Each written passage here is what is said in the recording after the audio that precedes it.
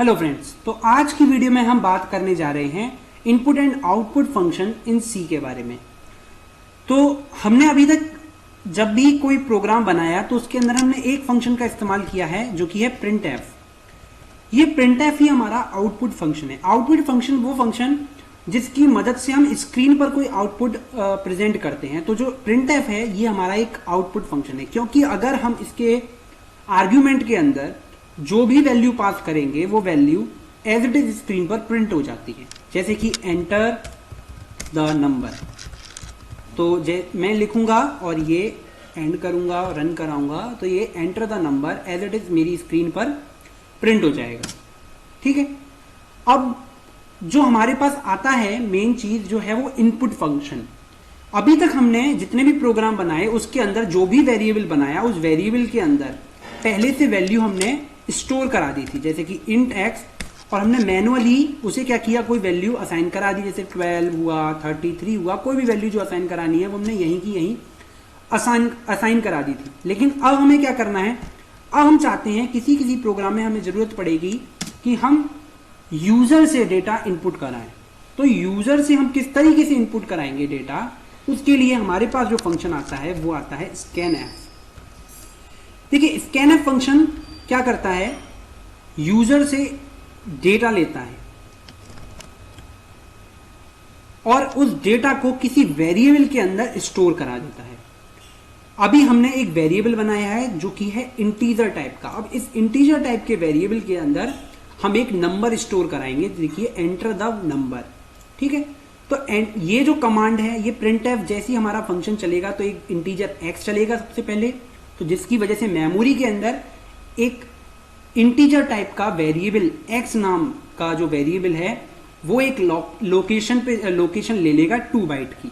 तो 2 बाइट का storage memory space वो ले लेगा और हम जैसे प्रिंट एफ चलाएंगे तो प्रिंट एफ के बाद वो आउटपुट एक कमांड हमें मिलेगी कि एंटर द नंबर, जिससे यूजर को समझ में आ जाएगा कि हमको एक नंबर अब इस वैल्यू अब पास लिखना है, कोई टाइप करना है। ठीक है, तो अब हम उसके लिए क्या करेंगे, अब हमें एक नंबर अगर एंटर करवाना है वो है नंबर इंटीजर टाइप का। तो इंटीजर टाइप का नंबर है, इसीलिए हमने फॉर्मेट स्पेसिफायर इस्तेमाल किया %d, यानी कि फॉर्मेट स्पेसिफायर %d जो कि इंटीजर को डिनोट करता है। उसके बाद हम एक दूसरा ऑपरेटर का इस्तेमाल करेंगे, एड्रेस ऑपरेटर। आपने ये पहले ऑपरेटर पढ़ा तो उस समय हमने ये पढ़ा था कि ये जो ऑपरेटर है ये एंड ऑपरेटर है। ठीक है, लॉजिकल एंड। लेकिन जब हम इसका इस्तेमाल सिंगल वेरिएबल के साथ करेंगे तो ये हो जाएगा हमारा एड्रेस ऑपरेटर।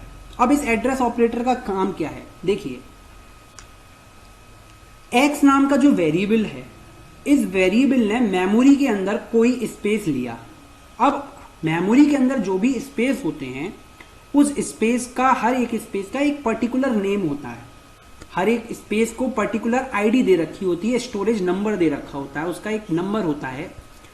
तो ये जो उस नंबर को हम कहते हैं उस स्टोरेज का एड्रेस। तो ये जो एड्रेस ऑफ फंक्शन है, ये फंक्शन किसी वेरिएबल के एड्रेस को बताता है। क्या बताता है, ये जो एड्रेस ऑफ फंक्शन है ये किसी वेरिएबल के एड्रेस को बताता है। ठीक है, तो मेमोरी के अंदर इस एक्स का जो एड्रेस होगा उस एड्रेस पे जाकर ये जो स्कैन एफ फंक्शन है वो जो भी यूजर वैल्यू देगा उस वैल्यू को एंटर करवा देगा। ठीक है, मान लीजिए अब हमको चेक करना है कि क्या वो वैल्यू स्टोर हुई या नहीं हुई, तो हमारे पास वही पुराना तरीका, आउटपुट लेने के लिए प्रिंट एफ फंक्शन का इस्तेमाल करेंगे, क्योंकि अब हमें पता लगाना है कि एक्स की वैल्यू क्या है। अगर एक्स की वैल्यू जो यूजर ने इनपुट की थी वही सेम आ जाती है, यानी कि हम जो चाहते थे एक्स की जगह पर एक्स के अंदर यूजर के द्वारा दी गई वैल्यू को स्टोर कराना, तो वो value as it is store हो चुकी है, वो पता लगाने के लिए हम प्रिंट एफ फंक्शन का इस्तेमाल करेंगे।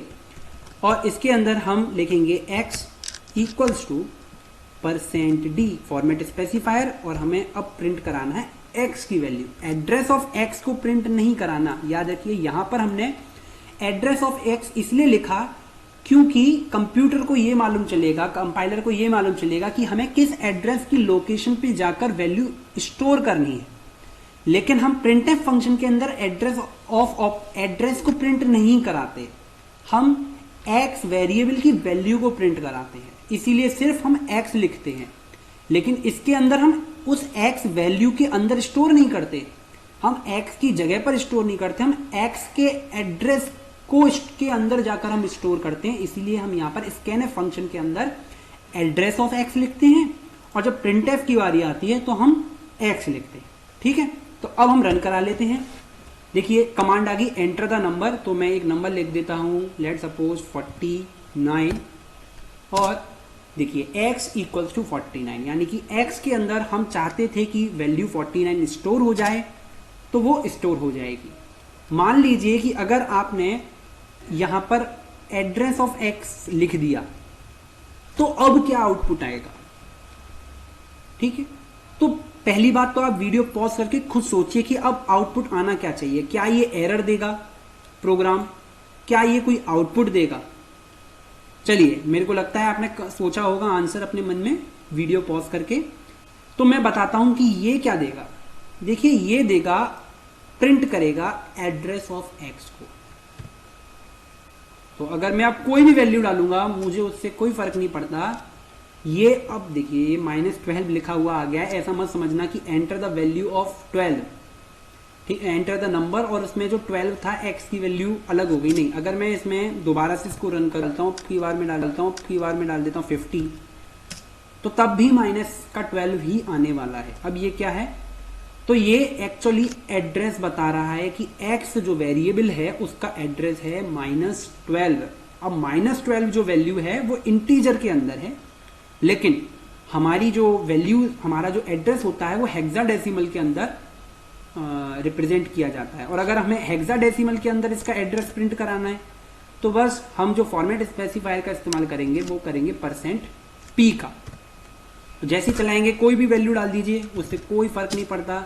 देखिए अब x की वैल्यू क्या आई है, FFF4, यानी कि ये FFF4 क्या है, ये हेक्साडेसिमल के अंदर इस x जो वेरिएबल है और उसने कौन सी मेमोरी लोकेशन को सिक्योर किया है, कौन सी मेमोरी लोकेशन में जगह ली है, उसका ये स्पेस हमें बता रहा है, उस लोकेशन का एड्रेस हमें बता रहा है।